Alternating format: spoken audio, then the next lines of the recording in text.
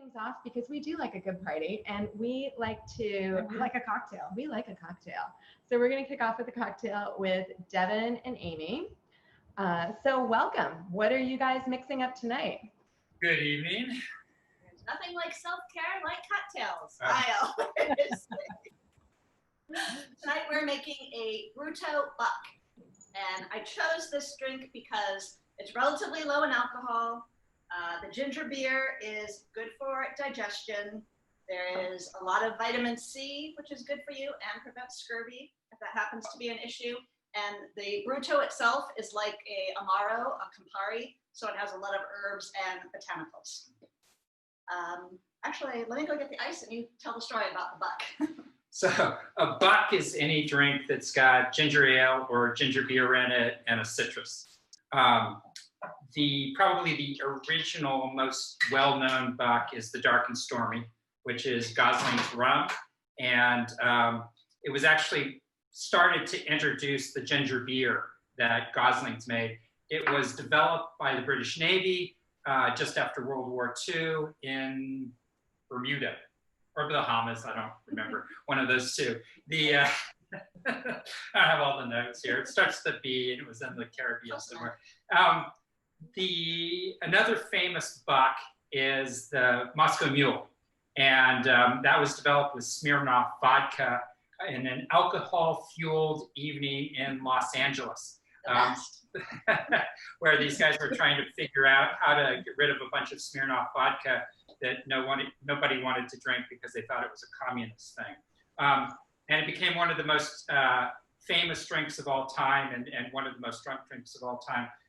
So this one is a little different, has a twist to it, and I'll hand it over to Amy to tell you about it. Okay, so the Buck is this Bruto Americano. Like I said, it's very similar to Campari, but it's a lot smoother. It doesn't have that kind of rough edge that Campari has, which I do like in some drinks, because I think if you can make a Negroni with just something like this, it's too smooth. So I like the real Campari for that, that stuff. But it's very easy. I've already squeezed. I'm going to make for two, so I'm doubling the recipe, but it's an ounce of fresh lime juice, which I've already squeezed.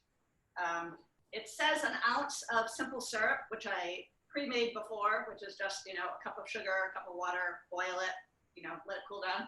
I do like the glass that I use to put my simple syrup because it's one that Paige made for me. It's a bespoke cocktail, and she calls it Miss Z's Two-Lane Crew. So I keep this around the house because I really like it. So I'm just going to put a splash. It's supposed to be an ounce, but I like things a little bit more on the sour side than the sweet. That's why she married me. Yeah. And then it's an ounce and a half of this, so it's actually 3 ounces. So I really like these measuring cups because I'm terrible at measuring, and this has like a nice little thing. So most of the drinks that I do are just ounce by ounce by ounce. If I have to translate it to something that's not an ounce, I have a little bit more of a trouble. But you could use a shot glass. That's an ounce, right? You just took a shot. Okay. I have that there for decoration, but I actually end up using this. Turkey uses the shot glass. So you put that in the shaker, as usual. Hand off the shaking to Devin, would be filler. The reason that I like this drink while he was shaking is because it's going to come out into a really nice, festive-looking holiday drink, which I think is a nice way to kick it off. So, hands, fill the glasses with ice.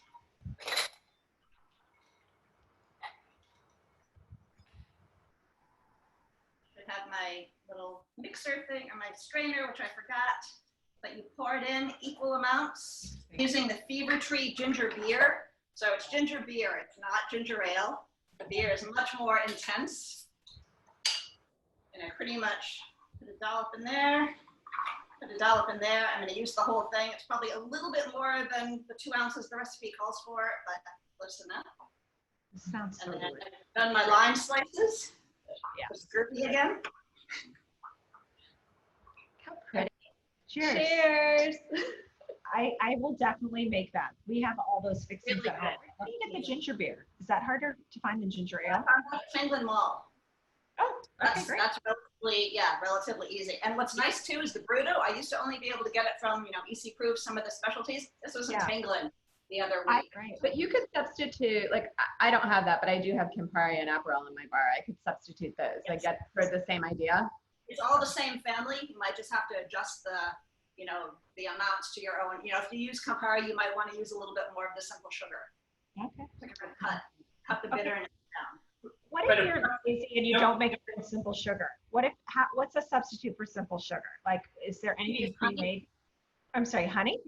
Use honey. You could just put, you know, if you want a little bit of graininess, you could just dump some sugar in there. I personally don't mind drinks that have a little bit of grainy sugar. Okay. I like, you know, really tipping them back and having it trickle in, but yeah. Agave syrup is another one. Yeah, that's what I was just wondering, agave. Okay, cool.